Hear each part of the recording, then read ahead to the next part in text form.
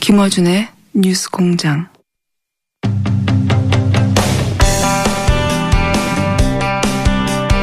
홍종학 중소벤처기업부 장관 후보자를 둘러싼 증여 논란이 한참이죠. 그런데 이 논란은 세법을 잘 몰라서 생긴 일이다. 이것은 세법에 관한 무지의 소치다. 이런 주장을 온라인에서 페이스북을 통해서 해서 화제가 된 분이 있습니다. 1만여 명의 세무사를 해원어둔 한국 세무사구시의 회장, 그리고 지금은 한국조세연구포럼 학회장을 맡고 있는 세무법인 구텍스의 구재희 대표 전화 연결해 보겠습니다. 안녕하세요, 대표님. 네, 안녕하세요. 네. 입니다. 홍종학 장관 후보자 납세 방법에 대해서 논란이 있는데, 그런데 세무사로서 이건 잘 몰라서 일어난 논란이라고 해설하는 글을 페이스북에 게재하셨습니다. 우선 왜 이런 글을 굳이 페이스북에 올리신 건지요? 네, 세금이나 이제 세법에 관한 문제가 굉장히 전문적인 내용이잖아요. 네. 근데 세금 문제가 이제 사회적 이슈가 될 때마다 많은 국민들이 이제 혼란스럽습니다. 그렇습니다. 어렵습니다. 어떤 게 맞는 말인지. 네. 네. 그래서 이럴 때 이제 전문가가 이제 침묵하면 의혹을 제기하거나 이제 목소리 큰 사람이 이기게 되잖아요. 네. 그래서 식견이나 이제 규명감 있는 전문가가 제대로 된 이제 논평과 분석을 해줘서 이제 청문회에 앞두고 있는 국민들에게 정확하게 판단할 수 있게 돕는 게 우리 사명이라고 할 수 있죠. 그래서 근데 이제 그 맞는 말씀이신데 전문가들이 잘 안 나서잖아요, 보통.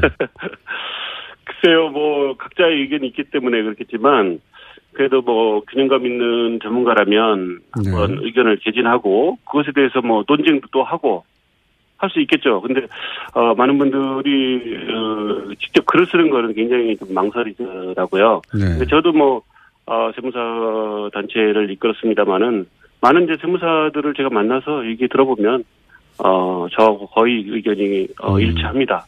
네. 알겠습니다. 참여연대에서 조세개혁 부소장도 지내셨고, 예. 한국세무사구시의 회장도 하셨고, 자격은 충분한 것 같습니다. 근데, 요는 전문가라면 그렇게 어렵지 않게 판단할 수 있는 사안인데 너무 복잡한 세법이다 보니 정치적 공방 속에서 이게, 잘못 알려지고 있다. 그래서 내가 굳이 써서 이렇다라고 해설해 줘야 되겠다는 생각을 하셨다는 거잖아요. 예. 네, 그렇습니다.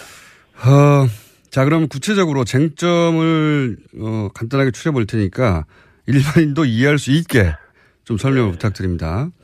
우선 크게 나누면 두 가지인데 그 후보자의 장모, 홍 후보자의 장모가 보유하고 있던 상가 지분을 딸과 손녀에게 나눠서 증여를 합니다. 네. 네. 그랬더니 이게 쪼개기 증여다. 예, 단어부터 뉘앙스가 그러니까 증여세를 덜 내려고 편법으로 꼼수를 부렸다. 이런 뉘앙스예요. 이게 문제가 됩니까? 쪼개기 증여라는 말은 저도 처음 들어봤습니다. 아마도 이제 증여를 이제 일반인들이 빨리 알아듣게 하기 위해서 아마 쪼개기라는 용어가 만들어진 것 같은데요. 네.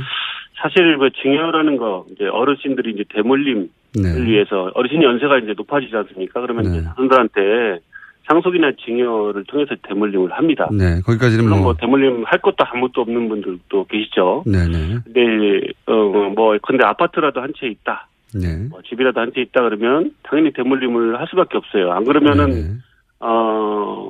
대물림 많이 못 하게 된다면 이거는 문제가 심각하죠. 네. 근데 물론 이제 재벌들이나 대재산가들이 이제 변칙증여나 상속을 하는 거는 문제지만 네.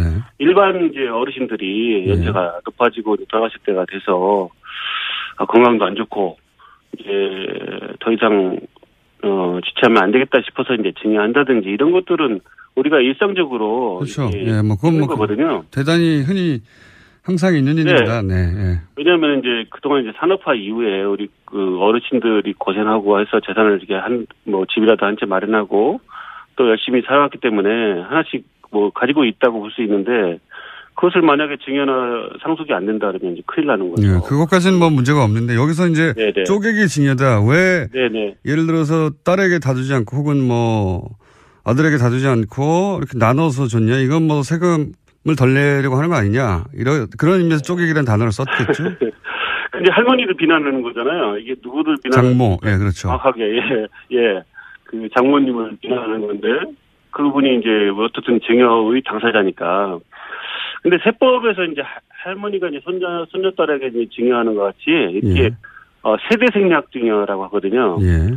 그러니까 중간에 이제 그 한 세대를 건너뛰어서 이제 손녀딸한테 이제 증여한 것이 세법에서 금지하고 있는 행위냐? 예. 절대 그렇지 않다는 거죠. 딸에게 25%, 손녀에게 25% 이렇게 줬죠. 예. 네네네. 그렇게 했는데 딸한테 한 거는 뭐 지금 쪼개기라고 하진 않는 것 같아요. 네. 손녀딸한테 한 거를 지금 이야기하는 거니까. 네. 거기에 집중해서 얘기하면 어쨌든 세대 생략 증여가 이제 됐기 때문에 쪼갰다. 예. 근데 이제 그것 자체도 세법은 가산세도 아니고.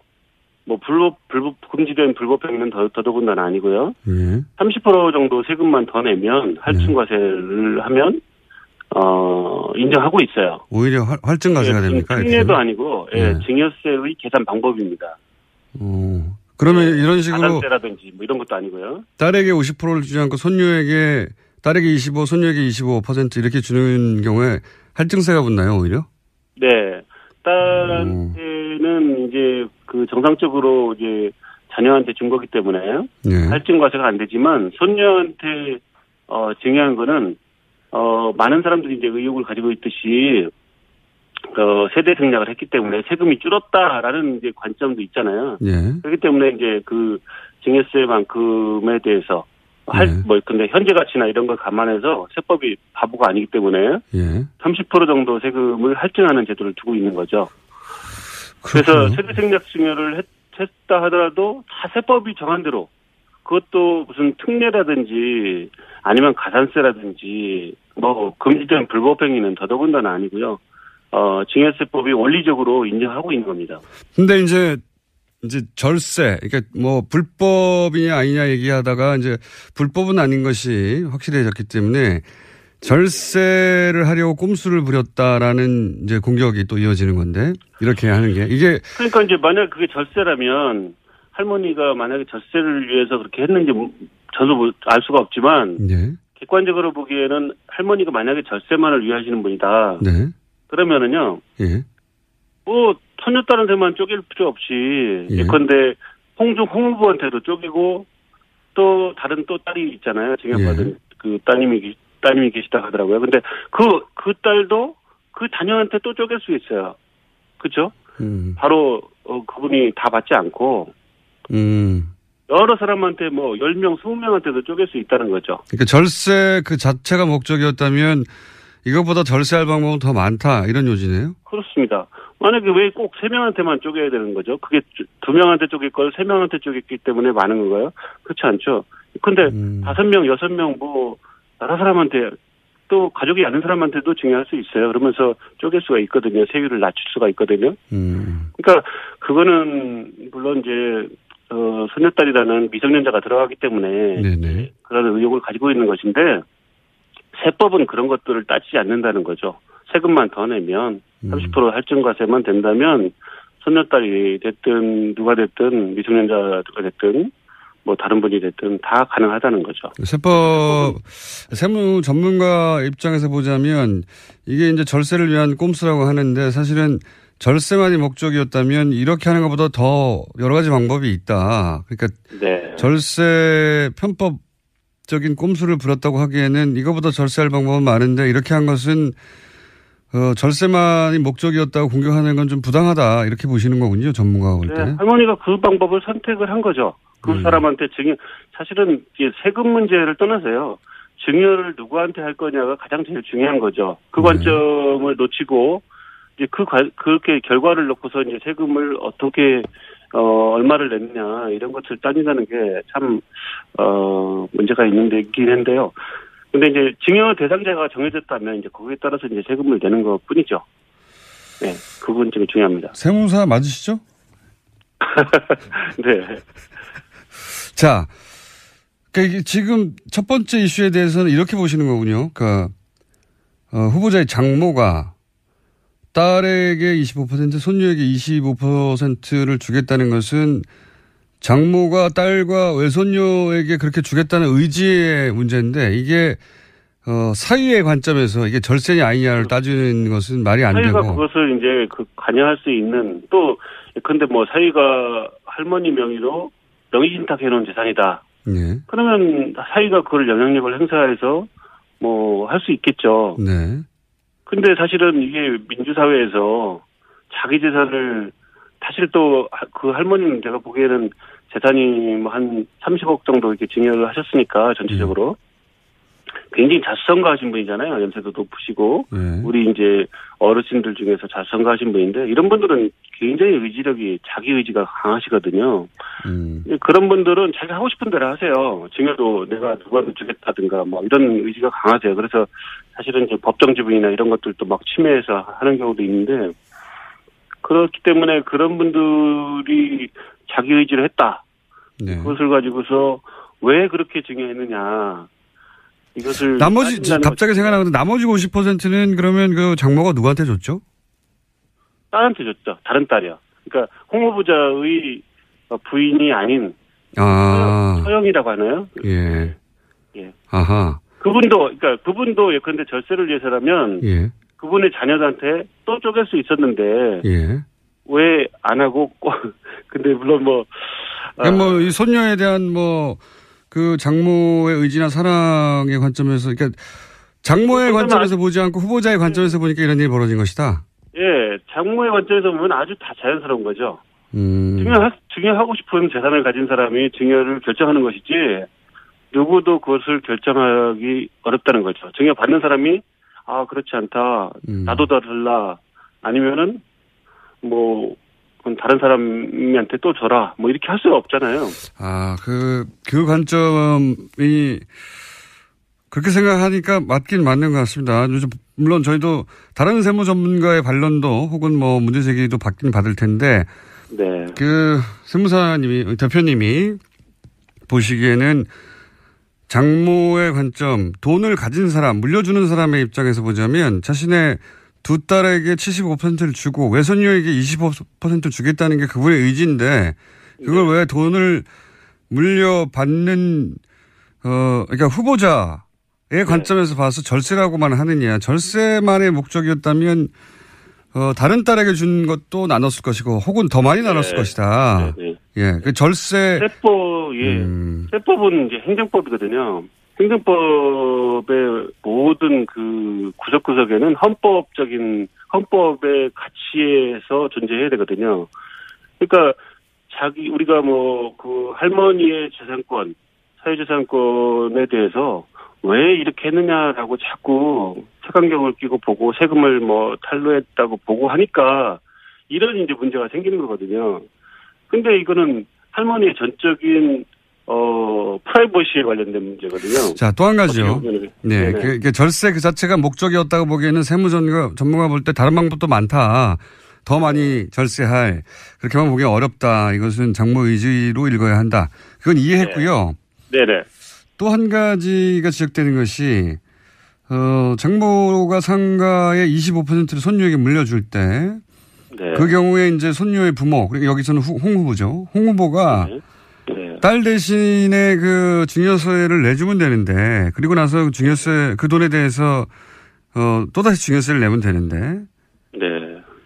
홍 후보가 딸한테 돈을 그냥 주지 않고, 그렇게 해서 대납시키고, 뭐 필요하면 거기에 대한 세금을 내지 않고, 홍 후보 부인이 딸에게 돈을 빌려주고, 그러니까 모녀지간 차용증을 쓴 거죠. 그리고 빌려준 돈에 대해서는 상가에서 나오는 수익으로 갚게 하고, 또 그 이자 부담을 지게 하고 원천 징수하고 굉장히 복잡하게 처리해서 복잡한 이유가 뭐겠냐. 이거는 결국은 복잡하게 만들어서 세금을 덜 내려고 하는 어떤 꼼수 아니겠느냐 하는 지적이거든요. 네네. 이건 어떻습니까? 네네. 이게 지금 문제는 이제 증여를 받은 사람이 네. 사실 증여받은 것 중에서 세금을 내면 되는데 보통 네. 증여받은 게 부동산이에요. 부동산 중에서도 전체 부동산이 아니고 25%. 지분 일부거든요. 예. 지분의 아주 극히 일부 4분의 1 지분인데 그렇게 증여받았기 때문에 증여세를 낼 수가 없어요. 현금으로 내야 되는데 그쵸. 또 부동산 지분을 가지고서 뭐 예컨대 담보를 설정해서 대출을 받든지 세무서에다가 연부연납이나 이제 물납을 할 수도 있을 텐데 모두 다 공동 소유한 부동산 지분은 담보 설정 자체가 안 돼요. 왜냐하면 다른 사람들의 공동으로 소유하고 있기 때문에 더더군다나 이 사람이 미성년자입니다. 은행에서 대출 될 리가 없죠. 그래서 세금을 내기 위해서 이제 어떻게라도 현금을 장만해야 되는데 안 그러면 이제 납부할 날짜는 다가오고 체납자가 될 수도 있잖아요. 그래서 아마도 이제 공무자의 부인이 이제 돈이 있으니까 납세 의무자인 이제 딸에게 이제 세금을 낼 돈을 이제 빌려준 거죠. 근데 이제 왜 빌려줬냐? 차용계약을 했느냐? 그냥 주지. 이 말씀을 이제 많이 하시는데요. 그것도 마찬가지잖아요. 왜 딸한테 돈을 안 줬냐? 아까는 이제 그 쪼개기 중에서는 왜 증여를 그렇게 했냐고 하고, 홍 후보자의 부인한테는 왜 딸한테 돈을 증여를 안 했냐? 그냥 주지 부모가 그걸 왜 빌려주는 복잡한 과정을 거쳐서 이거는 빌려주면, 그냥 주면 증여세를 또 내야 되니까 그걸 안 하고 이렇게, 빌려주는 방식으로 부모 자식 간에 차용증을 써서. 이제 부모님들이 이제 돈을 줄 때 뭐 자녀들한테 우리가 사실은 뭐 결혼한다든지 아니면은 뭐 분가한다든지 하면은 전세자금이나 약간 주택 구입자금이나 이렇게 생활자금이나 이렇게 주는 경우가 많은데 1억 정도 이렇게 주는 경우가 많은데 사실 그거 다 증여세 신고 하나요? 안 하잖아요. 그것도. 실제로는 안 하죠. 실은 이제 세법엔 다 하도록 돼 있습니다. 원래 법에서. 이제 증여공제를 빼고는. 그런데 이제 사실은 만약에 증여세를 내려고 했으면은 그냥 딸한테 이제 대신 내주거나 이런 게 보통이죠, 사실은 그냥. 그러니까요. 그렇게 왜 안 했냐고 묻는 거죠, 지금. 예.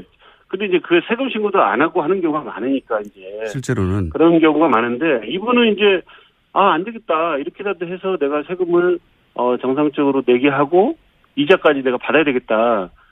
그러니까 이제 어떻게 보면은 증여세 신고하게 되면 증여세를 미성년자가 어떻게 됐는지를 세무서에서 이제 확인할 수가 있잖아요. 그렇기 때문에 그분은 차용계약을 만들어 놓고, 이자를 정하고, 이자를 받고, 세금까지 원천징수를 해서 세금을 납부한 거죠. 근데 저희 같은 이제 세무사들은 이제 실제로 이제, 그런 경우에, 이런 방법을 결코 권하지 않습니다. 왜냐면은, 이자 소득 원천징수를 매번 해야 되고요. 또 이자를 매번 이제 갚아야 되고, 또 이거를 뭐 상환할 때까지 얼만큼 오래 관리해야 되는지 모릅니다.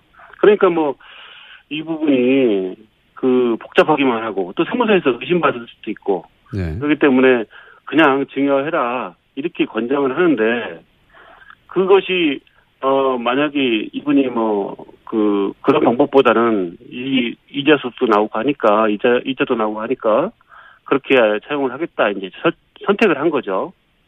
그런데 이제 많은 분들이 이제 의심을 많이 하는 게 이자도 안 받고 원천징수도 안 하고 그다음에 종합소득세 신고도 안 하고 그다음에 원금도 안 갚을 것이다.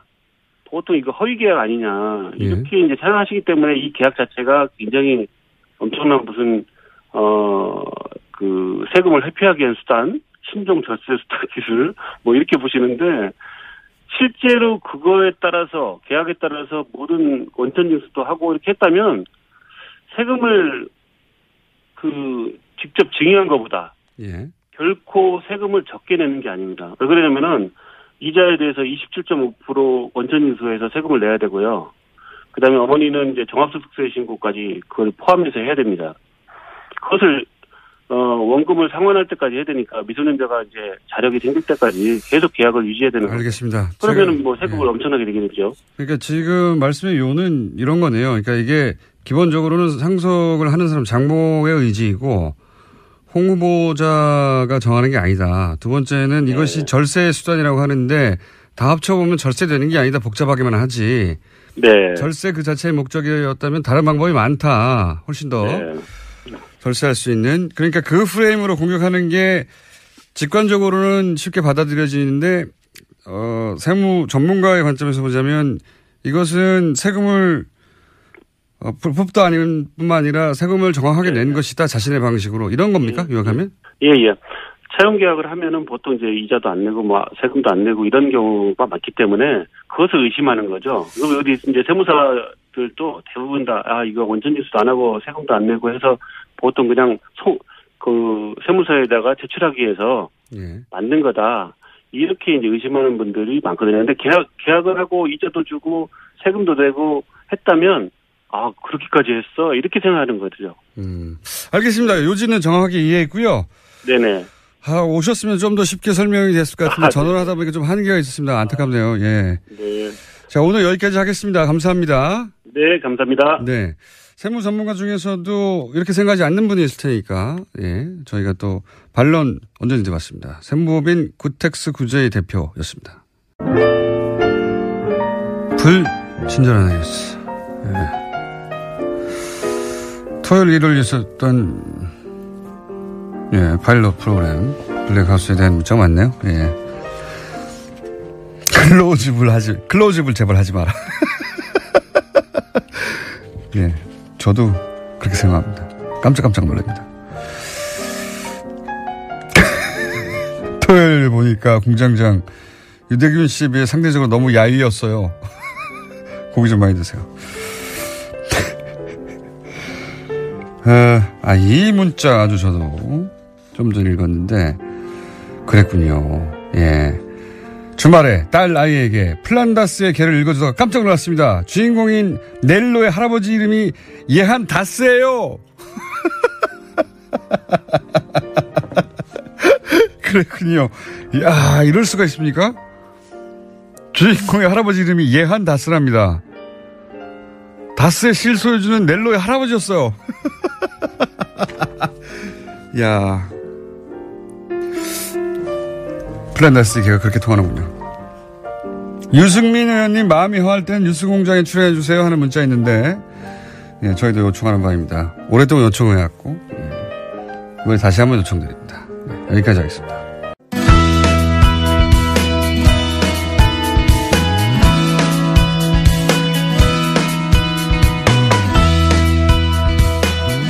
오랜만에 나오신 분입니다. 트럼프 대통령이 곧 한국을 방문하기 때문에 미국 상황 한번 짚어봐야죠.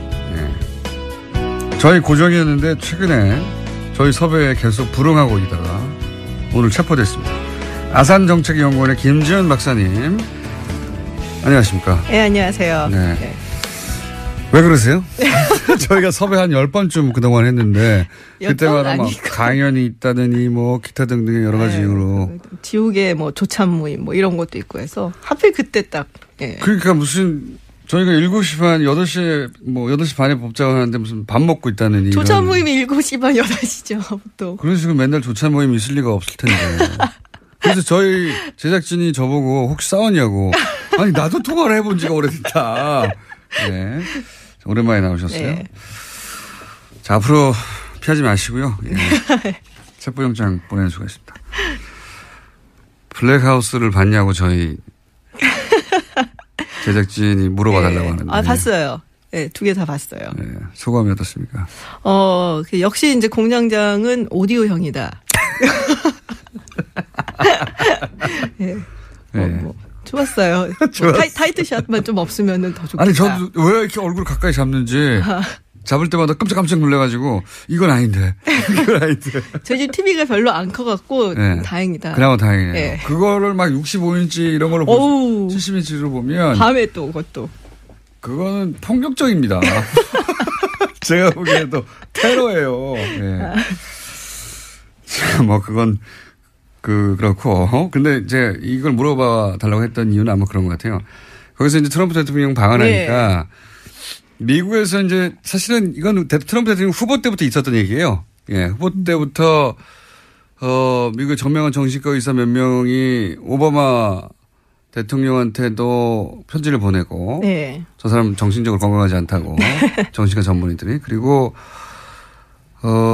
뉴욕타임즈에도 메일을 보냈던 네. 정신과 전문의들이 있고 그리고 나서 이제 책도 나왔다. 네, 얼마 전에 나왔죠. 네, 책도 나왔고 그 책에 참여한 또 사람들이 또 쟁쟁한 분들이에요. 네. 그러니까 저명한 미국의 정신과 의사들이 트럼프 대통령의 정신건강 상태를 볼 때 핵버튼을 맡기면 안 된다.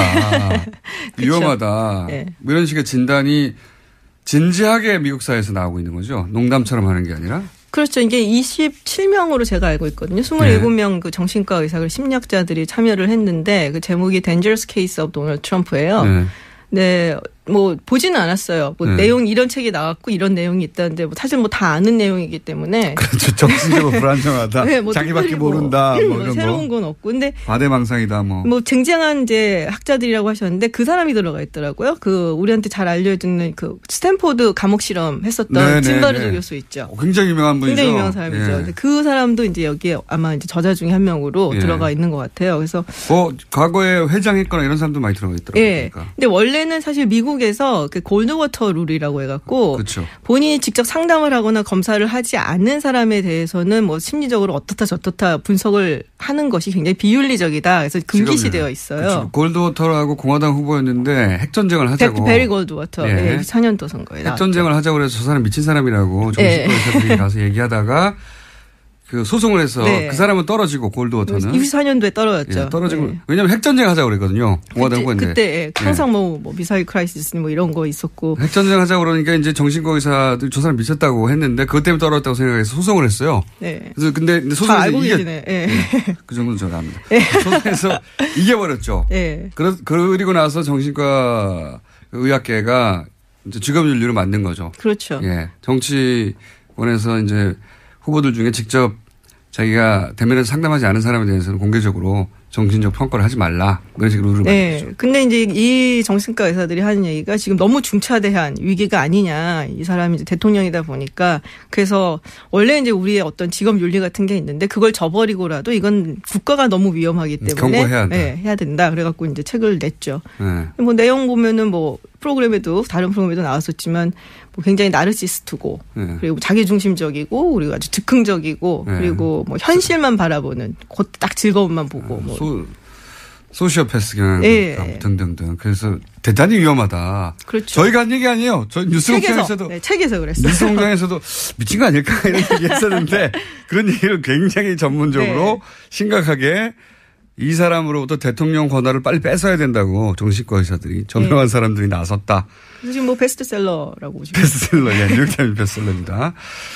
자, 그거 한번 얘기해 놓고요. 이게 네. 뉴스공장에서는 오랫동안 얘기했던 건데 미친 거 아니야? 미친 거 아니야? 이런 식으로. 근데 정말로 정신과 의사들이 이런 얘기를 미국에서 하고 있다. 미쳤다고 하고 주장하고 있어요. 그레이시라고. 네, 그렇죠.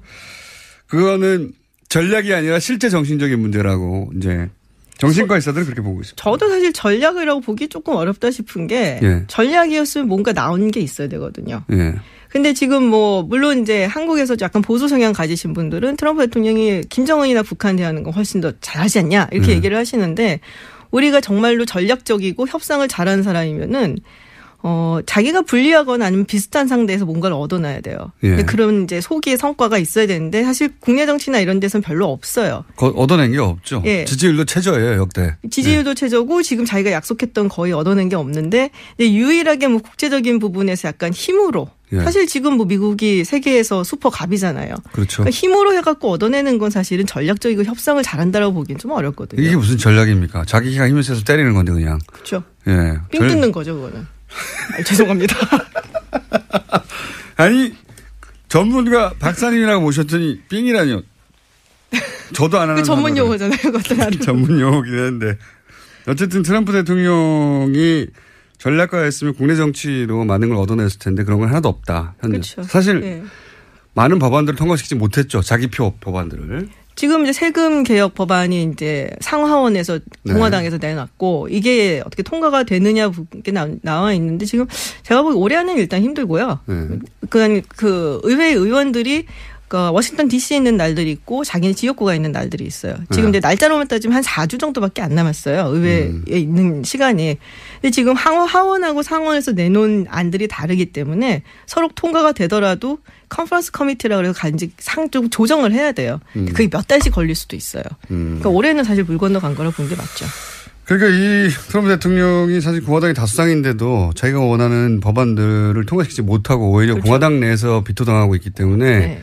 뭐 전략가라든지 그렇게 불리기는 어렵다고 보시는 거죠. 저는 그런 것 같아요. 외교에서 이제 여러 가지 목소리를 내는데 그거는 미국이 워낙 힘이 세니까 네. 자기가 하고 싶은 대로 하고 있는 와중이지 전략이 아니다. 뭐 나프타도 근데 지금 사실 교착 상태거든요. 네. 네, 원하는 대로 못 가고 있고. 원하는 대로 된 게 지금 사실 없어요. 그래서 트럼프 대통령의 지지율은 나날이 떨어져서. 지금 37%예요. 오늘 보니까. 그러니까 미국 대통령이 37% 그래서 마이너스라고 하죠. 반대보다. 그렇죠. 지지자보다 반대자가 더 많은 거. 예. 미국 대통령은 마이너스가 거의 없어요. 뭐 한 48, 47 이런 정도는 있거든요. 네. 근데 지금 요 시점에서 가장 낮았던 사람이 이제 빌 클린턴 정도 51% 이랬었는데 네. 아직 1년도 안 된 거잖아요. 트럼프 대통령이 지금 37%면 상당히 낮은 거죠. 역대 가장 낮다고 지금 네. 뭐 최근 70년 사이 없다 뭐 이런 얘기 하는데 이와간 굉장히 낮다. 네. 그런데 때리는 것 중에 하나가 이란 핵 협정 파기 이거지 네. 않습니까? 이거에 대해서 워싱턴 정관은 반응이 뭐예요? 그러니까 이란 핵 협정에 대해서는 사실은 이제 공화당 민주당이 워낙에 갈렸었어요. 그 부분에 있어서. 원래부터. 예. 그래서 지금 이제 트럼프 대통령이 90일마다 이걸 서티파이를 해야 되는 건데 그걸 이제 네. 안 한 거잖아요. 인증하지 않는 거죠. 예. 근데 그거를 사실은 넣은 것 그런 이제 규정을 넣은 것도 당시 이제 오바마 대통령이 이란이 제대로 준수를 안 하는데 죄송합니다. 그냥 이거를 패스해 버릴까봐. 3개월마다 체크하라고 누르는 그렇죠. 네. 근데 이게 반대로 된 거거든요. 지금 상황이. 그래서 의외로 공이 넘어갔는데 그래서 조금 두고 보긴 해야 될 것 같아요. 이 부분은. 이제 민주당이나 약간 진보 측에서는 이란이 뭐 크게 잘못한 건 없지 않냐라고 네. 얘기를 하고 있고 공화당이나 보수 측에서는 뭐 핵협정을 위반한 건 아닌데 뭐 ICBM이라든지 뭐 장거리 미사일이라든지 뭐 이런 거 그리고 거기에 들어가 있는 규정 중에 이제 일몰 조항 같은 거 이런 게 조금 문제시 된다. 교체된다. 뭐 이런 입장이기 때문에. 또 국제적으로는 비난을 많이 받고. 국제적으로는 비난을 많이 받죠. IAEA에서도 이게 뭐 잘못한 게 없는데 왜 그러냐고. 다 지키고 있는데 왜 이러냐고. 그렇죠. 예. 네. 자, 지금 전반적으로 미국 상황과 트럼프 전 상황은 어떤가 지금 짚어보는 와중인데 네. 또 하나는 최근에 왜 러시아 스캔들 때문에 FBI 특검이 네. 측근을 기소했잖아요. 기소했죠. 궁금한 것은 이게 미국 정가에서 트럼프의 위기로 실제로 보고 있습니까 이걸? 아직은 아니에요. 아직은 아니에요. 네. 왜냐하면 지금 이제 기소된 내용을 보면은 사실은 뭐 러시아의 어떤 사주를 받고 뭐 이런 식이 아니고 약간 건너거든요. 그러니까 매너포트 같은 경우도 이제 사업을 하면서 트럼프 캠프 조인하기 전에 뭐 우크라이나로부터 돈을 받은 거. 물론 이제 우크라이나에서 돈을 받은 게 친러 성향이고 뭐 여러 가지 이제 문제가 좀 있긴 하지만 이게 직접적으로 트럼프 선거 개입하고 연결돼 있고 지금 이게 당장은 그렇죠. 네. 그리고 이제 트럼프가 그걸 알고 있고 뭐 이런 부분까지는 아직 가지는 않았어요. 선대 본부장이긴 했지만 폴 매너포트에게 포커스가 맞춰진 그렇죠. 기소지 네. 이것이 트럼프로 연결된 것까지는 아직 안 나오고 있다. 네, 그러니까 뭐 돈 세탁이라든지 횡령이라든지 이런 혐의하고 그다음에 FBI 위증한 거. 근데 사실 FBI 위증한 거는 사실 조금 이제 중범죄로 쳐지거든요. 그래서 그런 부분이 걸려 있는 거기 때문에 직접적인 연관이 있다라고 보긴 힘들고 뭐 뭔가 자꾸 이제 긁으니까 나오니. 경우죠. 그래서 왜 우리 야구할 때도 보면은 홈런 한 방도 좋지만 이렇게 안타 쳐갖고 자꾸 투수 압박하면은 굉장히 이제 신경 쓰이는 것처럼 뭐 그런 상태라고 보시면 당장 되죠. 위기는 아니고 이것이 어디로 갈지 모른다. 네. 이 정도 분위기. 그렇죠. 예. 뭔가 있구나 하고 사람들 의심을 하는 거죠. 탄핵 얘기 요즘 나와요? 탄핵 얘기는 이제 제가 보기에는 탄핵을 해서 쫓아내기는 힘들어 보여요. 일단은. 근데 그런 얘기가 있어요. 그러니까 하원에서 미국 하원에 내년에 중간 선거가 있잖아요. 근데 지금 상원을 가져오기는 민주당이 좀 힘들 것 같다라는 얘기가 있고 하원도 사실은 제가 보기에 그렇게 쉬워 보이지는 않는데 일단 중간 선거에서는 대통령이 속한 정당이 의석을 좀 뺏기게 돼 있어요. 뭐 역대적으로 좀 그런 성향이 그렇죠. 있어요. 예. 네. 그런데 이제 어느 정도 가져올 수 있느냐의 문제인데 만약에 민주당이 하원만이라도 가져오게 된다면 한번 트라이는 해보지 않겠냐. 그런 분위기가 있다. 예. 그런데 이제 물론 안 되겠죠. 상원에서 안 할 테니까. 예. 그렇지만 상징성이 굉장히 있는 거고 일단은 하원에서 이렇게 만약에 이제 된다면은 그 기간 동안 상원까지 가갖고서 이제 해결이 나는 기간 동안 트럼프는 사실 손발이 묶이는 상황이 되거든요. 뭐 그런 분위기가 있긴 있군요, 여전히. 뭐 있기는 있는데 될 거라고 보는 분위기는 이제 좀 많이 사그러지는 우리도 거죠. 탄핵이 될 거라고 아무도 생각 안 했어요. 아, 그렇죠. 그거는 그렇죠. 어떤 나라도 대통령을 실제 탄핵시킬 수 있다라고 상상하진 않습니다. 그렇죠. 상황이 그렇게 되어가는 경우가 있긴 있죠. 막 이렇게 막 돌아가는 경우가 있긴 하죠.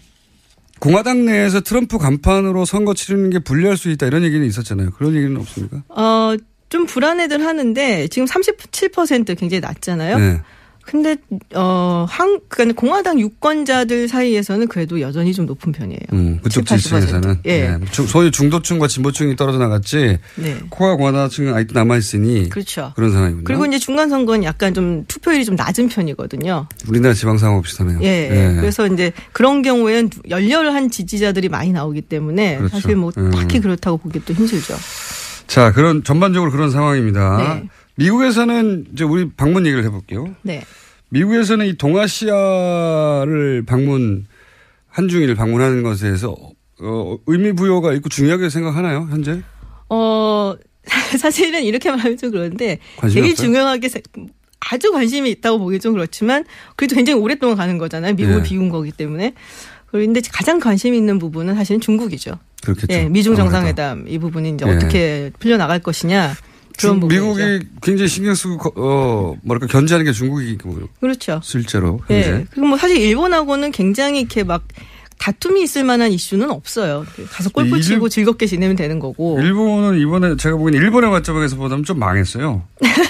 이방카를 극진히 대접하는 것으로서 트럼프의 심기를 이제 트럼프에게 잘 보이고 싶었던 것 같은데 이방카가 하는 강연에 사람도 안 오고. 그렇죠. 통통 비었다고 많은 사람가 그렇게 얘기를 하죠. 트럼프 대통령이 일본 방문 직전에 하와이 가가지고 진주만에 대해서 또 한마디 굳이 하고. 약간 국내용 메시지였던 것 같아요. 네, 그런 것 같고. 그리고 지금도 하필이면 또 미국에서 요 방일 기간 동안 테러가 나가지고. 밤새 지금 텍사스 교회에서 27명 지금 사망한 걸로 나타나고 있거든요. 그래서 또 어마어마한 또 미국 난리예요. 최근에 유럽에서 일어났던 테러가 이제 미국을 건너간 게 아닌가 싶은 정도로. 근데 이제 유럽에서 대부분 일어났던 테러는 뭐 외로운 늑대 정말로 테러리스트들이라든지 이런 쪽이었는데 미국에서 최근 일어난 거는 사실은 뭐 하나 빼고는 다들 이제 자국 내 그냥 그렇죠. 불만. 총기 난사 사건이죠 그야말로. 그래 뭐 총을 슈퍼에서 파니까요.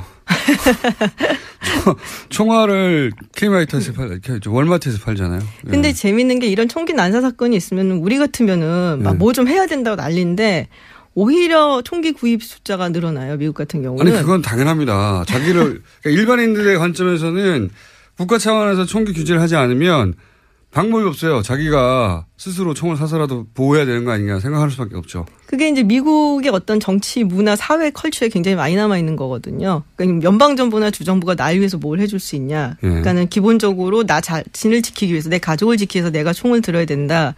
이게 이제 오랜 시간 동안 뭐 서부 개척 시대라든지 이럴 때 무법친 처녀가 많았잖아요. 그런 그게 언젠데요? 200년 전에 우리 조선 시대예요. 그 얘기 라이트 들먹이는데 그냥 돈 때문에 그러는 거죠. 뭐 돈도 있죠. 그리고 근데 되게 중요한 게 NRA가 우리가 뭐 돈으로 먹인다라고 생각을 하는데 총기협회. 근데 그 사람들이 또 굉장히 풀뿌리 민주주의라고 하면 좀 이상하지만은 자기들 주장 논리죠. 그게. 그거를 굉장히 잘해요. 로컬에 가갖고. 그러니까 미국은 그렇게 자기가 스스로 자기를 방어하는 선조들에 의해서 세워진 국가다. 총기를 규제하면 안 된다. 뭐 자기 방어의 권한에 대해서 헌법에도 있잖아요. 미국 헌법에. 그건 이제 해석하는 거에 좀 다르죠. 진보가 뭐 해석한 거, 보수가 해석한 거. 저는 이게 다 돈 때문에 돈이 워낙 많잖아요. 우리가. 그래서 적어도 슈퍼에서 총알 파는 건 안 해야 되는 거 아닙니까? 말도 안 된다고 보는데 슈퍼 진열대에 막 기관총 걸려있고 그런 건 정말 진짜 웃겨요. 근데 백그라운드 체크를 하긴 해요. 오히려 그런 데서는. 안 하는 게 문제인 거예요. 인터넷이나 이런 거. 하긴 하겠지만 그 발상 자체가. 그렇죠. 말이 안 되죠. 다른 나라에서는 받아들이기 어렵죠. 옆에서 배추 사고 그다음에 기관총 사는 거 아닙니까? 엄마 저거 사줘 하면서 하는 거죠. 상상할 수 없는. 여하간 뭐 얘기가 좀 샜는데.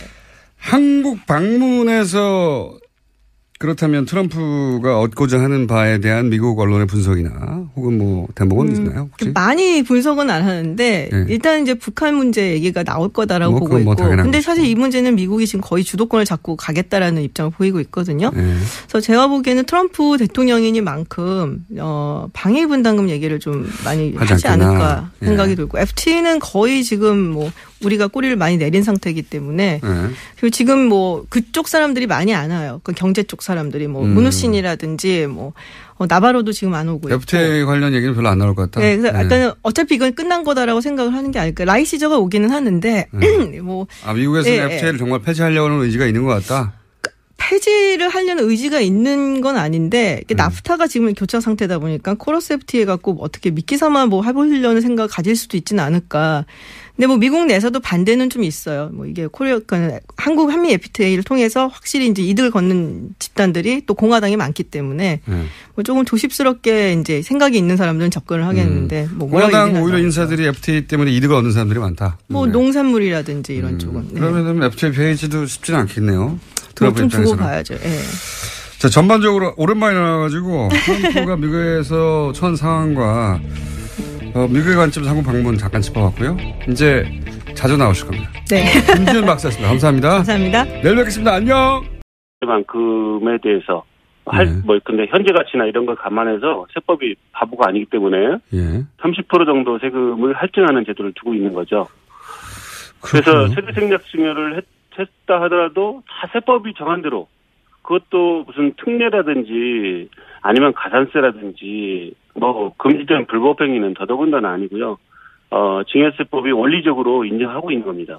근데 이제 절세, 그러니까 뭐 불법이냐 아니냐 얘기하다가 이제 불법은 아닌 것이 확실해졌기 때문에 절세를 하려고 꼼수를 부렸다라는 이제 공격이 또 이어지는 건데 이렇게 하는 게 이게 그러니까 이제 만약 그게 절세라면 할머니가 만약에 절세를 위해서 그렇게 했는지 저도 뭐 알 수가 없지만 객관적으로 보기에는 할머니가 만약에 절세만을 위하시는 분이다. 그러면은요. 뭐 손녀딸한테만 쪼갤 필요 없이 예컨대 홍 후보한테도 쪼개고 또 다른 또 딸이 있잖아요. 증여받은 그 따님이 계시다 하더라고요. 근데 그 딸도 그 자녀한테 또 쪼갤 수 있어요. 그렇죠? 바로 그분이 다 받지 않고 여러 사람한테 뭐 10명, 20명한테도 쪼갤 수 있다는 거죠. 그러니까 절세 그 자체가 목적이었다면 이것보다 절세할 방법은 더 많다 이런 요지네요. 그렇습니다. 만약에 왜 꼭 3명한테만 쪼개야 되는 거죠? 그게 2명한테 쪼갤 걸 3명한테 쪼갰기 때문에 많은 건가요? 그렇지 않죠. 근데 5명, 6명 뭐 여러 사람한테 또 가족이 아는 사람한테도 증여할 수 있어요. 그러면서 쪼갤 수가 있거든요. 세율을 낮출 수가 있거든요. 그러니까 그거는 물론 이제 손녀딸이라는 미성년자가 들어가기 때문에 그런 의혹을 가지고 있는 것인데 세법은 그런 것들을 따지지 않는다는 거죠. 세금만 더 내면 30% 할증과세만 된다면 손녀딸이 됐든 누가 됐든 미성년자가 됐든 뭐 다른 분이 됐든 다 가능하다는 거죠. 세무 전문가 입장에서 보자면 이게 이제 절세를 위한 꼼수라고 하는데 사실은 절세만이 목적이었다면 이렇게 하는 것보다 더 여러 가지 방법이 있다. 그러니까 절세 편법적인 꼼수를 부렸다고 하기에는 이거보다 절세할 방법은 많은데 이렇게 한 것은 절세만이 목적이었다고 공격하는 건 좀 부당하다 이렇게 보시는 거군요. 전문가가 볼 때. 할머니가 그 방법을 선택을 한 거죠. 그 사람한테 사실은 세금 문제를 떠나서요. 증여를 누구한테 할 거냐가 가장 제일 중요한 거죠. 그 관점을 놓치고 이제 그렇게 결과를 놓고서 이제 세금을 어떻게 얼마를 냈냐 이런 것을 따진다는 게 참 문제가 있긴 한데요. 근데 이제 증여 대상자가 정해졌다면 이제 거기에 따라서 이제 세금을 내는 것 뿐이죠. 네, 그 부분 좀 중요합니다. 세무사 맞으시죠? 네. 자, 그러니까 지금 첫 번째 이슈에 대해서는 이렇게 보시는 거군요. 그러니까 후보자의 장모가 딸에게 25%, 손녀에게 25%를 주겠다는 것은 장모가 딸과 외손녀에게 그렇게 주겠다는 의지의 문제인데 이게 사위의 관점에서 이게 절세냐 아니냐를 따지는 것은 말이 안 되고. 사위가 그것을 이제 관여할 수 있는 또 근데 뭐 사위가 할머니 명의로 명의신탁해 놓은 재산이다. 네. 그러면 사회가 그걸 영향력을 행사해서 뭐 할 수 있겠죠. 네. 근데 사실은 이게 민주사회에서 자기 재산을 같은 거죠. 그리고 네. 빌려준 돈에 대해서는 상가에서 나오는 수익으로 갚게 하고 또 그 이자 부담을 지게 하고 원천 징수하고 굉장히 복잡하게 처리해서 복잡한 이유가 뭐겠냐. 이거는 결국은 복잡하게 만들어서 세금을 덜 내려고 하는 어떤 꼼수 아니겠느냐 하는 지적이거든요. 네네. 이건 어떻습니까? 네네. 이게 지금 문제는 이제 증여를 받은 사람이 네. 사실 증여받은 것 중에서 세금을 내면 되는데 보통 네. 증여받은 게 부동산이에요. 부동산 중에서도 전체 부동산이 아니고 25% 지분 일부거든요. 예. 지분의 아주 극히 일부 4분의 1 지분인데 그렇게 증여받았기 때문에 증여세를 낼 수가 없어요. 현금으로 내야 되는데 그쵸. 또 부동산 지분을 가지고서 뭐 예컨대 담보를 설정해서 대출을 받든지 세무사에다가 연부연납이나 이제 물납을 할 수도 있을 텐데 모두 다 공동 소유한 부동산 지분은 담보 설정 자체가 안 돼요. 왜냐하면 다른 사람들의 공동으로 소유하고 있기 때문에 더더군다나 이 사람이 미성년자입니다. 은행에서 대출 될 리가 없죠. 그래서 세금을 내기 위해서 이제 어떻게라도 현금을 장만해야 되는데 안 그러면 이제 납부할 날짜는 다가오고 체납자가 될 수도 있잖아요. 그래서 아마도 이제 공무자의 부인이 이제 돈이 있으니까 납세 의무자인 이제 딸에게 이제 세금을 낼 돈을 이제 빌려준 거죠. 근데 이제 왜 빌려줬냐? 차용계약을 했느냐? 그냥 주지. 이 말씀을 이제 많이 하시는데요. 그것도 마찬가지잖아요. 왜 딸한테 돈을 안 줬냐? 아까는 이제 그 쪼개기 중에서는 왜 증여를 그렇게 했냐고 하고, 홍 후보자의 부인한테는 왜 딸한테 돈을 증여를 안 했냐? 그냥 주지 부모가 그걸 왜 빌려주는 복잡한 과정을 거쳐서 이거는 빌려주면, 그냥 주면 증여세를 또 내야 되니까 그걸 안 하고 이렇게, 빌려주는 방식으로 부모 자식 간에 차용증을 써서. 이제 부모님들이 이제 돈을 줄 때 뭐 자녀들한테 우리가 사실은 뭐 결혼한다든지 아니면은 뭐 분가한다든지 하면은 전세자금이나 약간 주택 구입자금이나 이렇게 생활자금이나 이렇게 주는 경우가 많은데 1억 정도 이렇게 주는 경우가 많은데 사실 그거 다 증여세 신고하나요? 안 하잖아요. 그것도. 실제로는 안 하죠. 사실은 이제 세법엔 다 하도록 돼 있습니다. 원래 법에서. 이제 증여공제를 빼고는. 그런데 이제 사실은 만약에 증여세를 내려고 했으면은 그냥 딸한테 이제 대신 내주거나 이런 게 보통이죠, 사실은 그냥. 그러니까요. 그렇게 왜 안 했냐고 묻는 거죠, 지금. 근데 이제 그 세금 신고도 안 하고 하는 경우가 많으니까 이제. 실제로는. 그런 경우가 많은데 이분은 이제 안 되겠다. 이렇게라도 해서 내가 세금을 정상적으로 내게 하고 이자까지 내가 받아야 되겠다. 그러니까 이제 어떻게 보면은 증여세 신고하게 되면 증여세를 미성년자가 어떻게 됐는지를 세무서에서 이제 확인할 수가 있잖아요. 그렇기 때문에 그분은 차용계약을 만들어 놓고 이자를 정하고 이자를 받고 세금까지 원천 징수를 해서 세금을 납부한 거죠. 근데 저희 같은 이제 세무사들은 이제 실제로 이제 그런 경우에 이런 방법을 결코 권하지 않습니다.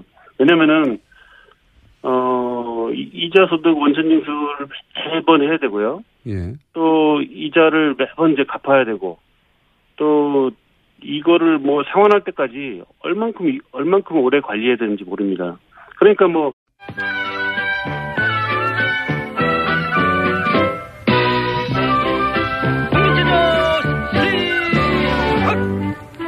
하나, 둘, 셋, 넷, 다섯, 여섯, 일곱, 여덟, 둘, 셋, 넷, 다섯, 다리 운동. 하나, 둘, 셋, 넷, 다섯, 일곱, 여덟, 둘, 셋, 넷, 다섯, 운동. 김어준의 뉴스 공장.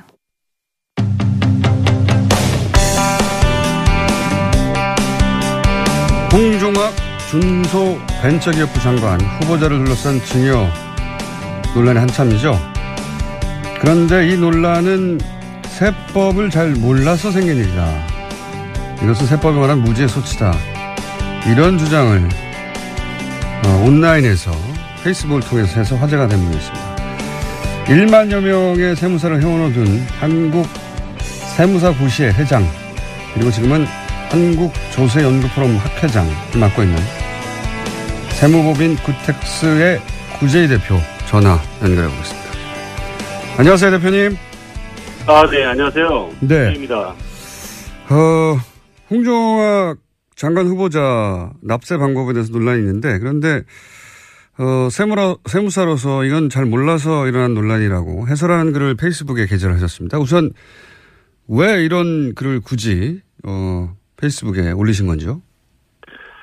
네, 세금이나 이제 세법에 관한 문제가 굉장히 전문적인 내용이잖아요. 네. 근데 세금 문제가 이제 사회적 이슈가 될 때마다 많은 국민들이 이제 혼란스럽습니다. 그렇습니다. 어렵습니다. 어떤 게 맞는 말인지. 네. 네. 그래서 이럴 때 이제 전문가가 이제 침묵하면 의혹을 제기하거나 이제 목소리 큰 사람이 이기게 되잖아요. 네. 그래서 식견이나 이제 규명감 있는 전문가가 제대로 된 이제 논평과 분석을 해줘서 청문회에 앞두고 있는 국민들에게 정확하게 판단할 수 있게 돕는 게 우리 사명이라고 할 수 있죠. 그래서 근데 이제 그 맞는 말씀이신데 전문가들이 잘 안 나서잖아요, 보통. 글쎄요, 각자의 의견이 있기 때문에 그렇겠지만 그래도 균형감 있는 전문가라면 네. 한번 의견을 개진하고 그것에 대해서 논쟁도 또 하고 할 수 있겠죠. 근데 많은 분들이 직접 글을 쓰는 거는 굉장히 좀 망설이더라고요. 네. 근데 저도 세무사 단체를 이끌었습니다만은 많은 이제 세무사들을 제가 만나서 얘기 들어보면 저하고 거의 의견이 일치합니다. 네. 알겠습니다. 참여연대에서 조세개혁 부소장도 지내셨고, 예. 한국세무사고시회 회장도 하셨고, 자격은 충분한 것 같습니다. 근데, 요는 전문가라면 그렇게 어렵지 않게 판단할 수 있는 사안인데 너무 복잡한 세법이다 보니 정치적 공방 속에서 이게, 잘못 알려지고 있다. 그래서 내가 굳이 써서 이렇다라고 해설해 줘야 되겠다는 생각을 하셨다는 거잖아요. 예. 네, 그렇습니다. 자, 그럼 구체적으로 쟁점을, 간단하게 추려 볼 테니까 일반인도 이해할 수 있게 좀 설명을 부탁드립니다. 우선 크게 나누면 두 가지인데 그 후보자의 장모, 홍 후보자의 장모가 보유하고 있던 상가 지분을 딸과 손녀에게 나눠서 증여합니다. 네. 네. 그랬더니 이게 쪼개기 증여다. 예, 단어부터 뉘앙스가 그러니까 증여세를 덜 내려고 편법으로 꼼수를 부렸다. 이런 뉘앙스예요. 이게 문제가 됩니까? 쪼개기 증여라는 말은 저도 처음 들어봤습니다. 아마도 이제 증여를 이제 일반인들이 빨리 알아듣게 하기 위해서 아마 쪼개기라는 용어가 만들어진 것 같은데요. 네. 사실 증여라는 거 이제 어르신들이 이제 대물림을 네. 위해서 어르신 연세가 이제 높아지지 않습니까? 그러면 네. 이제 자손들한테 상속이나 증여를 통해서 대물림을 합니다. 네, 거기까지는 물론 대물림 할 것도 아무것도 없는 분들도 계시죠. 네네. 근데 근데 아파트라도 한 채 있다. 네. 집이라도 한 채 있다 그러면 당연히 대물림을 할 수밖에 없어요. 안 그러면은 네네. 대물림 많이 못 하게 된다면 이거는 문제가 심각하죠. 네. 근데 물론 이제 재벌들이나 대재산가들이 이제 변칙증여나 상속을 하는 거는 문제지만 네. 일반 이제 어르신들이 연세가 높아지고 돌아가실 때가 돼서 건강도 안 좋고 이제 더 이상 지체하면 안 되겠다 싶어서 이제 증여한다든지 이런 것들은 우리가 일상적으로 그렇죠. 예, 그건 거거든요. 대단히 흔히 항상 있는 일입니다. 네. 네. 왜냐하면 이제 그동안 이제 산업화 이후에 우리 그 어르신들이 고생하고 해서 재산을 이렇게 집이라도 한 채 마련하고 또 열심히 살아왔기 때문에 하나씩 가지고 있다고 볼 수 있는데 그것을 만약에 증여나 상속이 안 된다 그러면 이제 큰일 나는 거죠. 네, 그것까지는 문제가 없는데 여기서 이제 네네. 쪼개기 증여다. 왜 네네. 예를 들어서 딸에게 다 주지 않고 혹은 아들에게 다 주지 않고 이렇게 나눠서 줬냐? 이건 세금을 덜 내려고 하는 거 아니냐? 그런 의미에서 쪼개기라는 단어를 썼겠죠. 근데 할머니를 비난하는 거잖아요. 이게 누구를 비난하는 장모, 예, 그렇죠. 정확하게, 예. 그 장모님을 비난하는 건데, 그분이 이제 어떻든 증여의 당사자니까. 근데 세법에서 이제 할머니가 이제 손녀딸에게 이제 증여하는 것 같이, 이렇게, 세대 생략 증여라고 하거든요. 예. 그러니까 중간에 이제 그 한 세대를 건너뛰어서, 네. 이제 손녀딸한테 이제 증여한 것이, 예. 세법에서 금지하고 있는 행위냐. 예. 절대 그렇지 않다는 거죠. 딸에게 25%, 손녀에게 25% 이렇게 줬죠. 예. 네네네. 그렇게 했는데 딸한테 한 거는 뭐 지금 쪼개기라고 하진 않는 것 같아요. 네. 손녀딸한테 한 거를 지금 이야기하는 거니까 네. 거기에 집중해서 얘기하면 어쨌든 세대 생략 증여가 이제 됐기 때문에 쪼갰다. 예. 근데 이제 그것 자체도 세법은 가산세도 아니고 뭐 금지된 불법행위는 더더군다나 아니고요. 예. 30% 정도 세금만 더 내면 할증과세를 하면 인정하고 있어요. 오히려 할증과세가 됩니까? 특례도 아니고 증여세의 계산 방법입니다. 그러면 이런 식으로 가산세라든지 뭐 이런 것도 아니고요. 딸에게 50%를 주지 않고 딸에게 25, 손녀에게 25% 이렇게 주는 경우에 할증세가 붙나요, 오히려? 네. 딸한테는 이제 그 정상적으로 이제 자녀한테 준 거기 때문에 할증과세가 안 되지만 손녀한테 증여한 거는 많은 사람들이 이제 의혹을 가지고 있듯이 세대 생략을 했기 때문에 세금이 줄었다라는 이제 관점도 있잖아요. 예. 그렇기 때문에 이제 그 증여세를 사실 또 그 할머니는 제가 보기에는 재산이 뭐 한 30억 정도 이렇게 증여를 하셨으니까 전체적으로 굉장히 자수성가하신 분이잖아요. 연세도 높으시고 우리 이제 어르신들 중에서 자수성가하신 분인데 이런 분들은 굉장히 자기 의지가 강하시거든요. 그런 분들은 자기 하고 싶은 대로 하세요. 증여도 내가 누구한테 주겠다든가 뭐 이런 의지가 강하세요. 그래서 사실은 이제 법정 지분이나 이런 것들도 막 침해해서 하는 경우도 있는데 그렇기 때문에 그런 분들이 자기 의지를 했다. 네. 그것을 가지고서 왜 그렇게 증여했느냐. 이것을 나머지 갑자기 생각나는데 나머지 50%는 그러면 그 장모가 누구한테 줬죠? 딸한테 줬죠. 다른 딸이요. 그러니까 홍 후보자의 부인이 아닌 서영이라고 하나요? 예. 예. 아하. 그분도 예컨대 절세를 위해서라면 그분의 자녀한테 또 쪼갤 수 있었는데 왜 안 하고 근데 물론 이 손녀에 대한 그 장모의 의지나 사랑의 관점에서, 그러니까 장모의 관점에서 보지 않고 후보자의 관점에서 보니까 이런 일이 벌어진 것이다. 예, 장모의 관점에서 보면 아주 다 자연스러운 거죠. 증여하고 싶은 재산을 가진 사람이 증여를 결정하는 것이지 누구도 그것을 결정하기 어렵다는 거죠. 증여 받는 사람이 그렇지 않다. 나도 더 달라. 아니면은 다른 사람한테 또 줘라. 이렇게 할 수가 없잖아요. 그 관점이 그렇게 생각하니까 맞긴 맞는 것 같습니다. 물론 저희도 다른 세무 전문가의 반론도 혹은 문제 제기도 받긴 받을 텐데, 네. 그 대표님이 보시기에는 장모의 관점, 돈을 가진 사람, 물려주는 사람의 입장에서 보자면 자신의 두 딸에게 75%를 주고 외손녀에게 25%를 주겠다는 게 그분의 의지인데 그걸 왜 돈을 물려받는 그러니까 후보자의 관점에서 봐서 절세라고만 하느냐. 절세만의 목적이었다면 다른 딸에게 준 것도 나눴을 것이고 혹은 더 많이 나눴을 것이다. 예, 그 절세 세법은 이제 행정법이거든요. 행정법의 모든 그 구석구석에는 헌법의 가치에서 존재해야 되거든요. 그러니까 우리가 그 할머니의 재산권, 사회재산권에 대해서 왜 이렇게 했느냐라고 자꾸 색안경을 끼고 보고 세금을 탈루했다고 보고 하니까 이런 이제 문제가 생기는 거거든요. 근데 이거는 할머니의 전적인 프라이버시에 관련된 문제거든요. 자, 또 한 가지요. 네. 그 절세 그 자체가 목적이었다고 보기에는 세무전문가 볼 때 다른 방법도 많다. 더 많이 절세할. 그렇게만 보기 어렵다. 이것은 장모 의지로 읽어야 한다. 그건 이해했고요. 네네. 또 한 가지가 지적되는 것이, 장모가 상가의 25%를 손녀에게 물려줄 때, 그 경우에 이제 손녀의 부모, 그리고 여기서는 홍 후보죠. 홍 후보가 딸 대신에 그 증여세를 내주면 되는데, 그리고 나서 증여세, 그 돈에 대해서, 또다시 증여세를 내면 되는데. 홍 후보가 딸한테 돈을 그냥 주지 않고, 그렇게 해서 대납시키고, 필요하면 거기에 대한 세금을 내지 않고, 홍 후보 부인이 딸에게 돈을 빌려주고, 그러니까 모녀지간 차용증을